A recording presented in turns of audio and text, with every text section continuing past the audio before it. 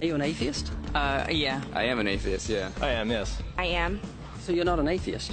No, I'm not. So you're leaning that way because of evolution? Yeah. I don't believe in there's a guy in the sky that lives in the sky. You believe in evolution? Of course I do, yes.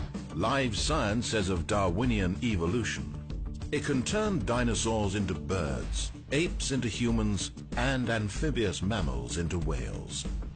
What Darwin showed in his work on evolution and natural selection is that we don't need to invoke any supernatural force or power to account for the development of life through time on Earth. You think it's a belief? I think it's just fact. I think more like facts. There is too much evidence to ignore. Do you think it's a belief? No, it's science. It's the way it happened. It's logical. You know, all the scientists pretty much agree with it. It's more of a fact. When did you start to believe? When I started to think for myself. When did you start believing? When I took my first biology class. It all started to make a lot of sense. The teacher made it very, very easy to understand. I generally trust the scientific community. Makes more sense than any religion or anything. The fossils they found of all the cavemen, the Homo sapiens, dinosaurs, it shows clear evidence. I believe in science. What's your major here at this university? Biology. Your biology major? Yeah. You believe in evolution? Yes. What's your major? Geology. Chemistry? Biochemistry. Environmental science and policy. I'm a physicist. Biochemistry. Okay, do you believe in evolution? Yes, I do. Do you believe in evolution? Yes, I do. Of course. Yes, I do. I do believe in evolution. You believe in evolution? Yes. Are you a strong believer? Yes. Are you a strong believer? Yep. Yes. Yes. Absolutely. A scientific method is based on the collection of data through observation and experimentation. Science Daily. Could you give me some observable evidence that evolution is true? Something I don't have to receive by faith. Yeah. Some observable evidence. I mean, take a look at what happened 65 million years ago. Hang on, I can't. That's 65 million years ago. I believe, millions of years. So that can't be observed. We can trace the evolution through the fossil record. Could you be specific? Just give me one. Between 6 and 7 million years ago. Hundreds of thousands to millions of years? So it's quite a long time. Yes.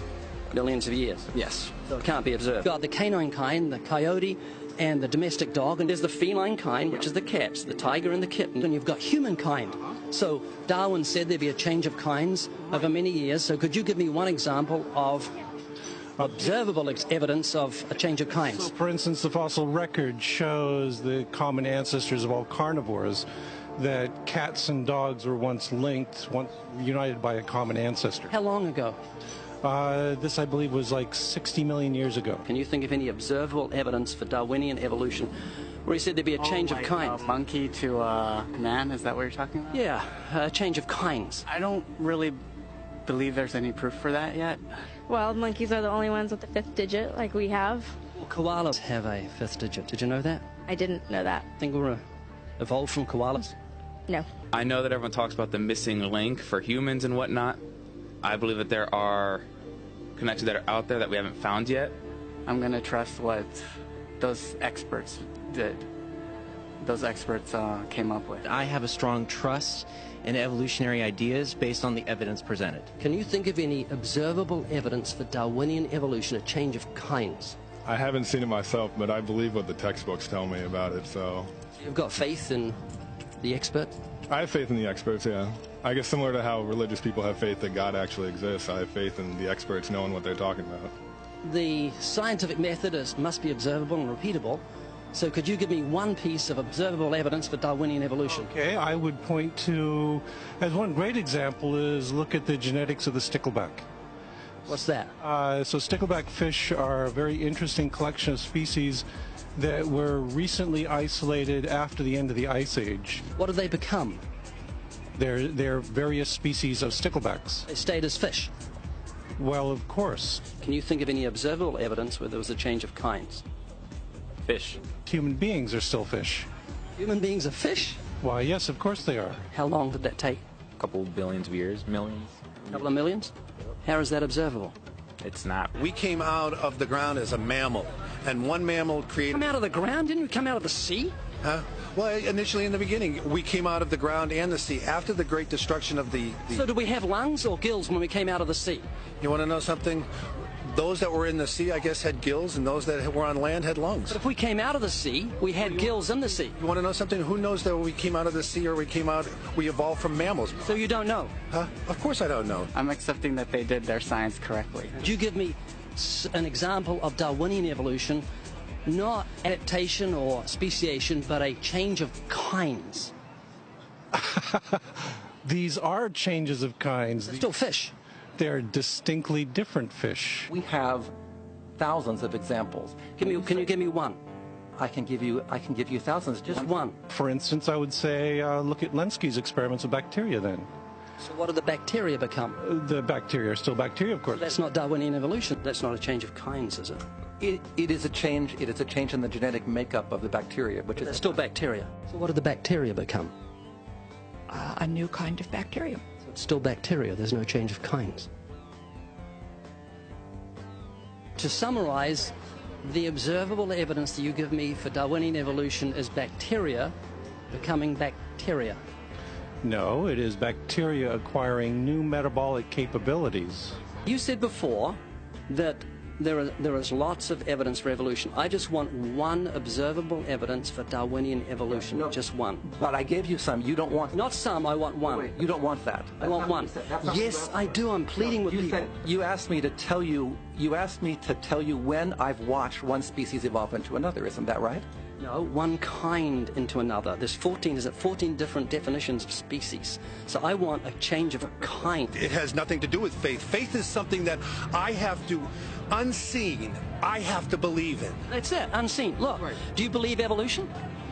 Of course I do. Are you a believer in evolution? Yes, I am. When did you start to believe evolution?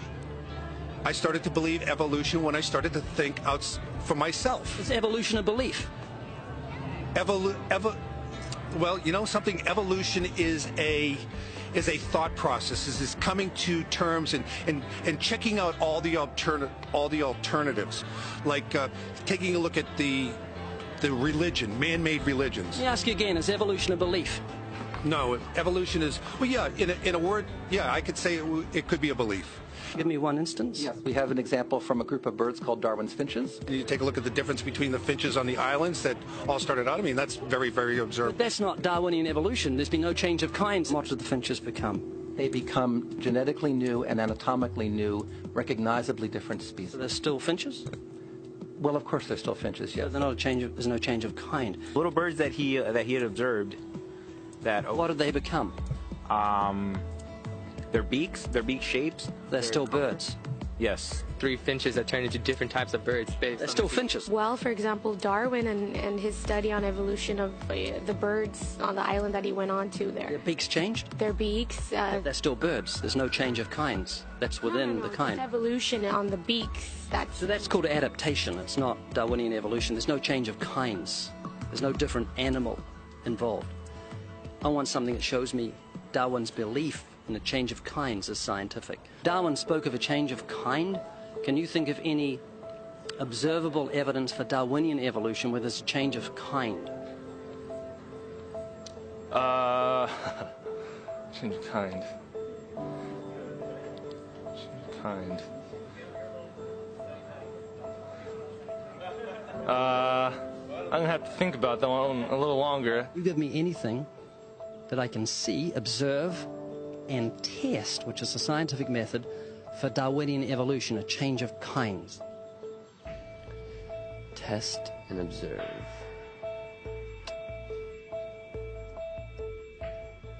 Could you give me observable evidence, which is a scientific method for Darwinian evolution, a change of kinds?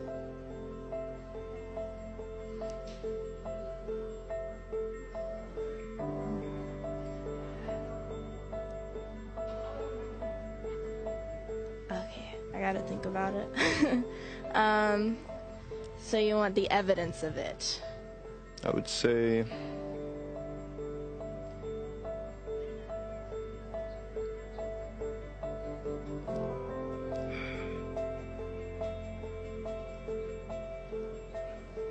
I cannot, I think.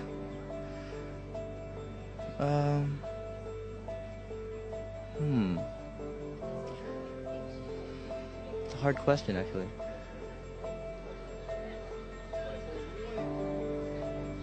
Mitochondrial DNA.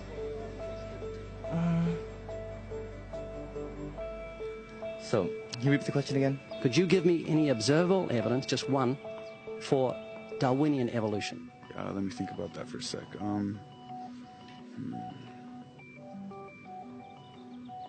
Observable evidence, something where we don't have to exercise faith.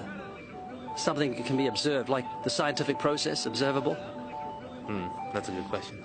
That one I'm not quite sure. So you can't think of any observable evidence for evolution? No. How do you know it's true?